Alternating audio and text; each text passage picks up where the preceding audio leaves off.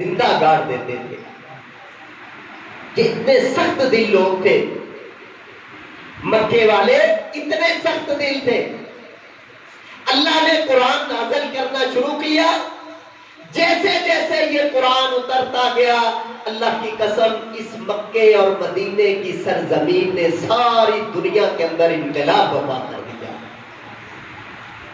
جن لوگوں پر یہ قرآن اترا وہ لوگ، کوئی اونٹوں کا چرواہا تھا، کوئی روم اور فارس سے چل کے آیا تھا. کسی کے کیا حالات تھے، کسی کے کیا حالات تھے، قرآن کے ساتھ متعلق ہوئے، قرآن سے مزین ہوئے. اللہ نے 22 لاکھ مربع میل کا حکمران ان کو بنا دیا. اللہ کی زمین پر کوئی خشکی اور تری کا علاقہ نہیں تھا جہاں پہ محمد الرسول اللہ صلی اللہ علیہ وسلم کے صحابہ کتاب اللہ کی دعوت لے کر پہنچے نہیں تھے. اللہ کا کتاب قرآن کی روشنی نہیں تھی، اسی روشنی کی برکتیں تھی، اسی روشنی کے فیض تھے، اسی قرآن کے عمل کے یہ برکتیں تھی. کوئی آئین نہیں تھا، کوئی کتابیں دستور اور کچھ نہیں تھا، صرف اللہ کا کتاب قرآن تھا.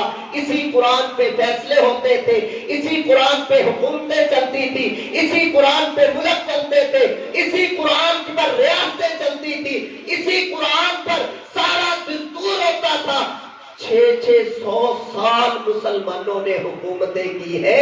دنیا کے اندر مسلمانوں جیسی حکومت سازی کسی کے پاس نہیں. امت اسلام کے حکمران تھے. لوگ اپنے گھروں سے زکوٰۃ لے کے نکلتے تھے، صبح کو لے کے چلتے تھے، شام تک گھر میں واپس آ جاتے تھے. سارا دن ایک بھی بندہ زکوٰۃ لینے والا نہیں ملتا. اس قرآن کا فیض تھا، یہ برکات تھی. قرآن مجید، آپ نے وہ معروف واقعہ سنا ہوگا ہارون الرشید کا کہ اس نے دیکھا ایک دفعہ بادل آیا ہے، بادل برسا نہیں، آگے چلا گیا. تو اس ہارون الرشید نے کہا تھا اچھا تو یہاں نہیں برسا ہے، جہاں بھی جا کے برسے گا وہاں کا خراج تیرا میرے تک ضرور پہنچے گا. جہاں بھی برسے گا وہاں یا عشر کی صورت میں خراج آئے گا، یا وہ جو اگر کافر ہوں گے وہ جزیہ دیں گے. یہ دنیا کے اندر اصول موجود تھا، امن بھی تھا، معیشت بھی تھی، استحکام بھی تھا، قوت بھی تھی، طاقت بھی تھی. اللہ نے سب کچھ دیا تھا. کس چیز کے ساتھ؟ صرف کتاب اللہ کے ساتھ، صرف اللہ کی کتاب قرآن کے ساتھ.